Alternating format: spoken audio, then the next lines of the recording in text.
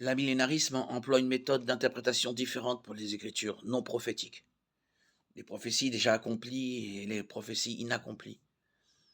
Les deux premières sont interprétées littéralement ou normalement, tandis que pour les amillénaristes, les prophéties inaccomplies doivent être interprétées spirituellement et non littéralement.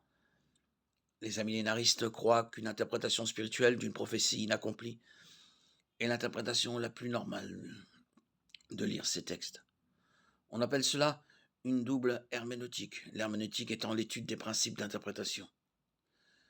La millénariste pense que les prophéties inaccomplies sont pour la plupart, voire toutes, écrites en langage symbolique, figuré et spirituel.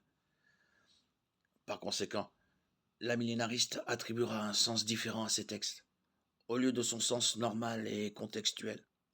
Le problème de cette interprétation des prophéties inaccomplies est qu'elle ouvre la voie à un grand éventail d'interprétations possibles. Si vous n'interprétez pas les Écritures dans leur sens naturel, vous obtiendrez une multitude de significations possibles. Pourtant, Dieu, l'auteur ultime de toutes les Écritures, avait un sens précis en tête en inspirant les auteurs humains. Un passage des Écritures peut avoir plusieurs applications, mais il n'a qu'un seul sens, celui que Dieu lui-même a voulu lui donner. Ainsi, le fait que les prophéties accomplies se soient accomplies littéralement est certainement la meilleure raison de penser que ce sera également le cas des prophéties inaccomplies. Les prophéties concernant la première venue de Christ se sont toutes accomplies littéralement. Il devrait donc en être de même de celles concernant son retour.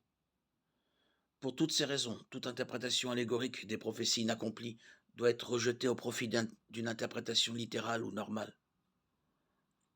L'amillénarisme ne tient pas debout parce que son herméneutique est incohérente.